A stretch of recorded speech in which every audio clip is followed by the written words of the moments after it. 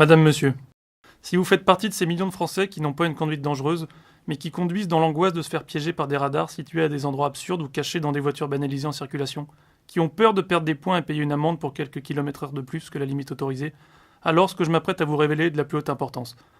Beaucoup de Français supposent qu'en mettant des radars partout, de plus en plus sophistiqués et indétectables, nos dirigeants ont à cœur de nous protéger, d'assurer notre sécurité. D'autres pensent aussi que l'argent des radars sert à renforcer la sécurité routière, à payer la police ou les routes. On en est bien loin. Et je vais vous le prouver, chiffre à l'appui. Dans quelques secondes, vous allez découvrir que lorsque vous vous faites flasher, vous alimentez la cash machine la plus juteuse depuis l'invention de Las Vegas, où d'énormes entreprises privées encaissent des bénéfices gigantesques sur votre dos. Et comment, derrière le mythe de la sécurité grâce au radar, le gouvernement a cassé la dynamique de ce qui avait fait le succès de la sécurité routière depuis les années 70, au point de faire repartir à la hausse le nombre de tués sur les routes depuis début 2014. Pourquoi les autorités acceptent-elles de sacrifier ainsi notre sécurité sur les routes, tout en faisant mine d'en faire une grande cause nationale ? C'est que la répression routière est devenue un incroyable business, qui rapporte chaque année 1,7 milliard d'euros. Et l'État n'est pas le seul à profiter de ce jackpot. Au fil des années, des dizaines d'entreprises nationales et multinationales sont parvenues à s'approprier une part grandissante de ce juteux marché. C'est ce business que je vais vous détailler dans quelques instants. Un business très lucratif pour certains et absolument dévastateur pour les conducteurs et les familles qui perdent l'un des leurs sur la route. Mais avant cela, permettez-moi de me présenter. Je m'appelle Antoine, je fais partie de la Ligue de défense des conducteurs. C'est une association de citoyens qui ont décidé de s'organiser pour résister ensemble aux dérives de la répression routière et pour restaurer enfin une politique de sécurité routière juste et efficace. Vous avez peut-être entendu parler de notre association dans les médias, lors de nos différents combats contre la frénésie répressive des gouvernements successifs, ou par le biais de nos manifestations et actions auprès des hommes politiques, comme notre colloque au Sénat.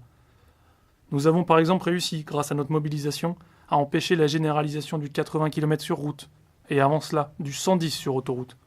Ou peut-être tout simplement recevez-vous nos messages d'information.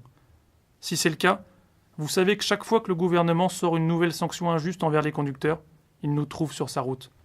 Nous avons à plusieurs reprises obtenu gain de cause, comme lorsque nous avons réussi, avec d'autres associations, à empêcher le retrait des panneaux des radars. Mais pour sortir une bonne fois pour toutes de ce système de répression injuste et déshumanisé, et revenir à une politique de sécurité routière qui sauve vraiment des vies, notre association doit pouvoir informer un maximum de conducteurs.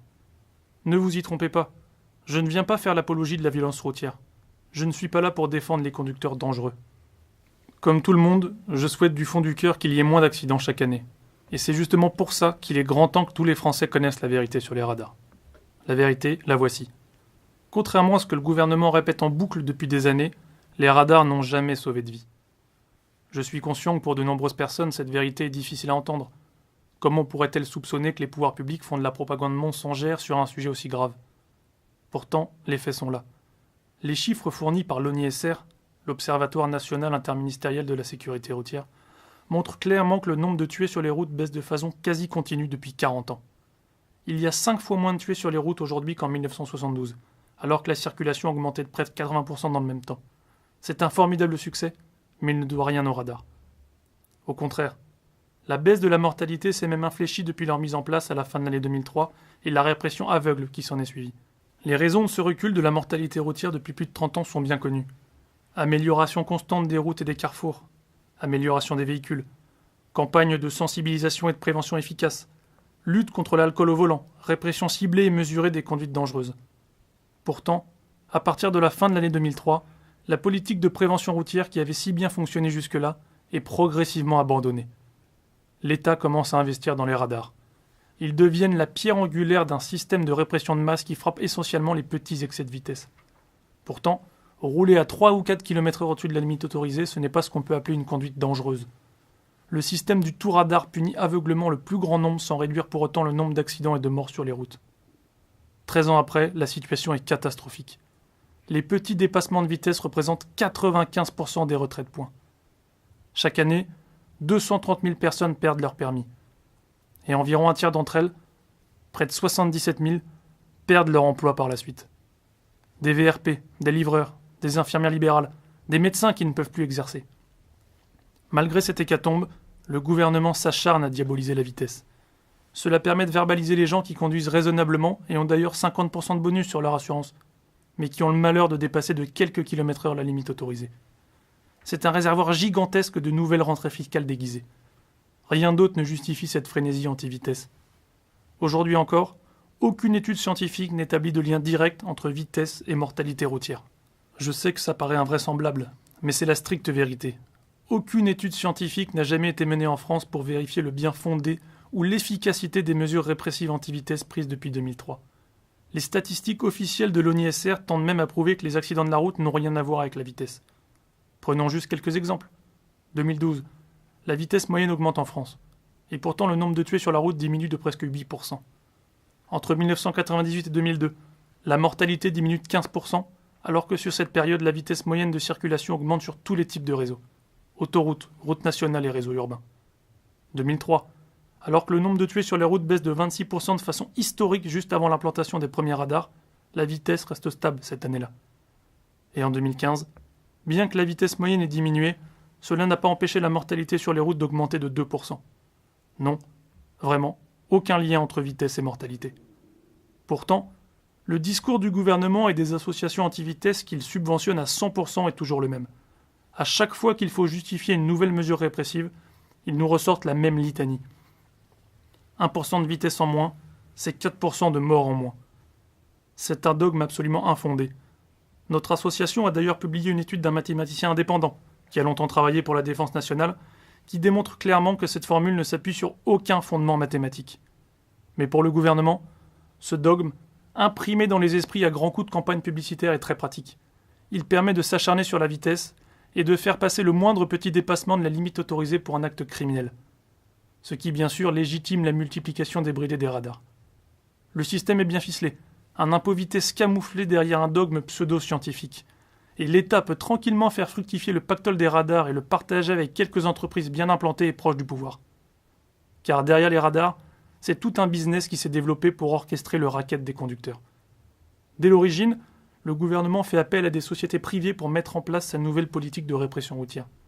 Excellente affaire pour quelques entreprises triées sur le volet. Le gouvernement leur ouvre du jour au lendemain des marchés colossaux totalement garantis. Une situation de rente pour quelques privilégiés. Beaucoup d'argent, aucun risque. C'est ce qui se passe notamment pour la gestion des PV. Au départ, c'est Atos, la société d'un ancien ministre des Finances qui règne en maître sur ce marché pendant 12 ans. En 2015, soupçon d'entente sur Atos, le marché change de main. Capgemini remporte alors le morceau pour 4 ans. Montant du pactole ?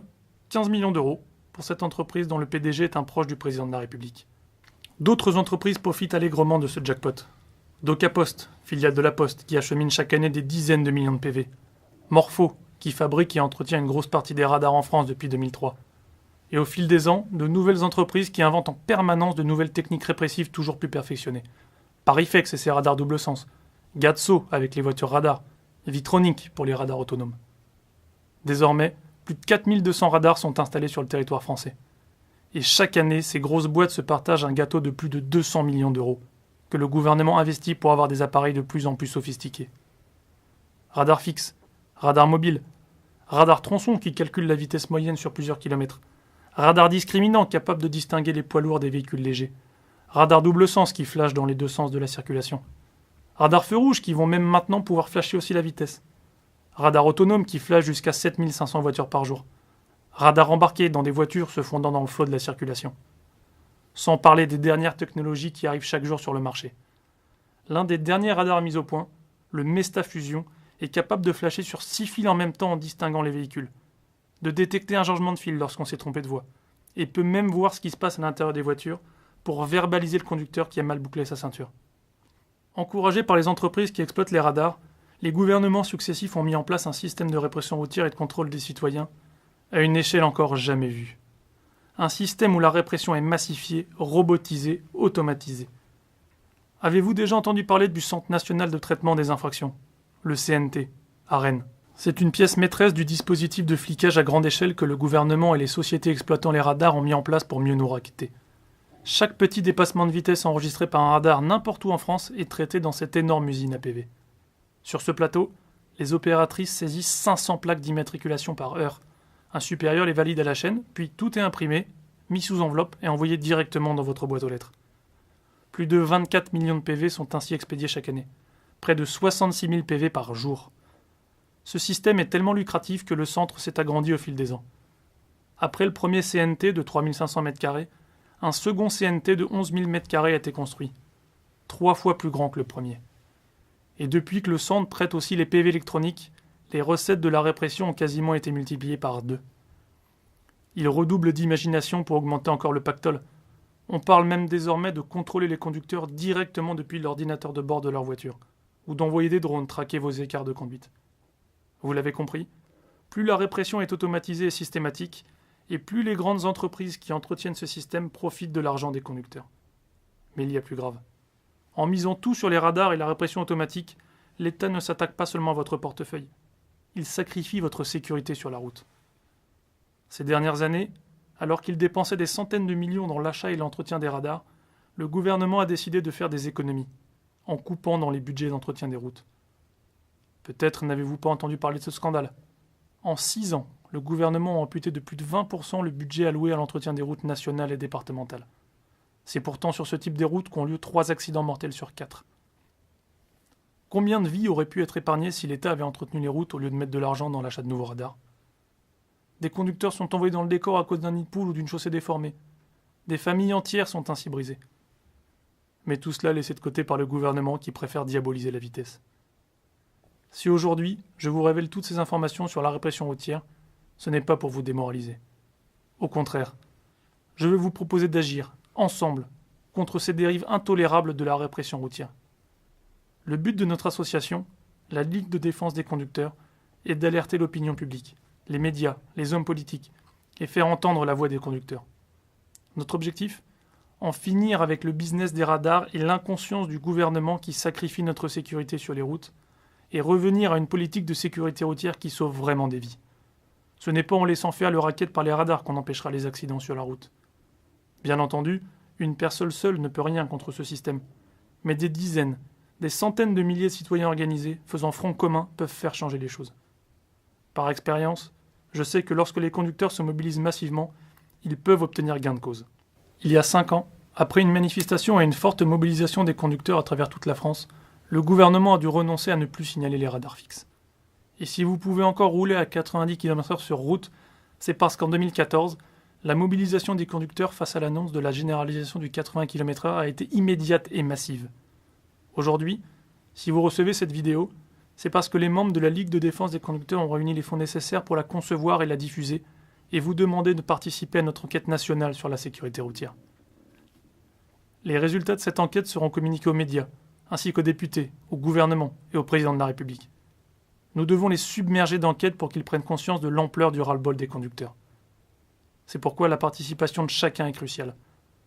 Après avoir rempli votre enquête, vous aurez la possibilité de faire un don à notre association. Cela peut vous paraître superflu, mais c'est en réalité essentiel pour le combat que nous devons mener ensemble. En effet, pour obtenir des résultats, nous devons multiplier les actions qui demandent un énorme travail en amont. 1. Information et sensibilisation des parlementaires. De nombreux députés prêtent une oreille attentive à nos arguments et nous multiplions les rendez-vous à l'Assemblée nationale pour faire voter des lois qui vont dans le sens des conducteurs. C'est grâce à ce type de travail continu que nous avons pu, en 2016, obliger 169 députés de tous bords à prendre position sur les radars invisibles. 2. Mobiliser l'opinion publique. La Ligue de défense des conducteurs organise des campagnes nationales de pétition à chaque fois que le gouvernement veut encore resserrer l'étau autour des conducteurs. Contre la généralisation du 80 km/h, notre pétition non à la baisse des limitations de vitesse a rassemblé plus d'1,5 million de signatures dans toute la France. 3. Faire passer nos idées dans les médias. Nous devons mener un travail intense auprès des journalistes pour qu'ils citent nos travaux, reprennent nos arguments en faveur des conducteurs et donnent la parole à nos experts. Pour développer notre mouvement, il est indispensable de créer un débat public sur la répression routière. 4. Études et recherches sur la sécurité routière. Notre association a constitué au fil des ans un réseau d'experts, avocats, assureurs, ingénieurs, que nous avons pu rassembler lors d'un colloque au Sénat pour combattre les idées reçues sur la vitesse. Maintenant, nous voulons continuer ce travail en créant un véritable comité d'experts pour étudier en profondeur les causes d'accidents. Nous pourrons ainsi non seulement démolir une bonne fois pour toutes le dogme anti-vitesse qui justifie la répression insensée que le gouvernement nous fait subir, mais surtout proposer des réformes qui permettraient vraiment de sauver des vies sur la route. À tout ceci s'ajoutent les frais de dépouillement des enquêtes, des courriers, l'envoi d'informations régulières aux membres de l'association, ainsi que les frais de téléphone, d'Internet et le loyer de nos bureaux. Sans le soutien financier des membres de l'association, nous ne pourrions jamais financer tout ça. Mais si nous voulons éteindre notre mouvement, nous allons avoir besoin de l'aide du plus grand nombre de citoyens possible. La Ligue de défense des conducteurs ne reçoit aucune subvention publique, ni d'aucune autre organisation d'ailleurs. Cela nous permet de garder notre indépendance et de pouvoir contester librement la politique répressive du gouvernement. C'est pourquoi je me permets de vous demander d'aider à financer tout ce travail. Notre association ne peut compter que sur des citoyens responsables, comme vous, pour agir. C'est vous et vous seul qui déciderez du montant utile pour nous aider. Votre don peut être de 5 ou 10 euros. Vous pouvez aussi donner 50 ou 100 euros.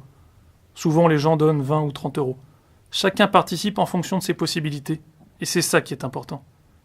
Si les conducteurs ne s'organisent pas dès aujourd'hui pour faire front commun contre la politique de répression routière scandaleuse qu'on nous impose, au détriment de notre sécurité sur la route, le gouvernement continuera dans sa lancée. Maintenant, c'est à vous de décider. Vous pouvez laisser le gouvernement continuer son racket sur les conducteurs raisonnables pour le plus grand profit d'un business florissant. Vous pouvez le laisser sacrifier votre sécurité en n'entretenant plus les routes et en focalisant sa politique routière sur la répression, au détriment de la prévention et de la formation. Si c'est votre choix, vous pouvez fermer cette vidéo et laisser la situation sur les routes se dégrader. Si au contraire, vous décidez qu'il est grand temps que les conducteurs de ce pays s'organisent pour faire barrage, tous ensemble, aux dérives de la répression routière, si vous êtes prêt à rejoindre un grand mouvement de résistance, organisé de façon professionnelle, regroupant déjà 48 000 citoyens, pour qu'ensemble on fasse changer les choses, alors je vous demande de cliquer ici, pour participer à l'enquête nationale sur la sécurité routière organisée par la Ligue de défense des conducteurs, ainsi que de faire un don à notre association. Après avoir répondu à votre enquête, vous pourrez faire un don à l'association en toute sécurité, sur une page bancaire de paiement en ligne. Ce don est parfaitement libre, il n'est pas obligatoire. C'est vous qui décidez, ou non, de soutenir notre travail pour organiser la résistance aux excès de la répression routière. En tout cas, si vous décidez de nous aider à financer ce mouvement, votre contribution sera un apport précieux. Notre mouvement a été créé il y a 7 ans. Depuis, 48 000 citoyens sont venus grossir nos rangs et soutenir nos actions. Grâce à leur générosité, nous avons pu faire de la Ligue de défense des conducteurs le premier grand mouvement national de résistance aux dérives de la répression routière. C'est grâce à eux que notre organisation acquiert chaque jour un peu plus de notoriété, auprès des médias comme source d'information et auprès des hommes politiques comme force de proposition. Il n'y a pas de miracle. Si un grand nombre de conducteurs ne se mobilisent pas maintenant pour dire stop à la répression insensée qu'ils subissent sur les routes et soutenir financièrement notre mouvement, alors notre association n'aura pas les moyens de continuer le combat. Tout dépendra de ce que vous décidez maintenant. Je vous remercie d'avance.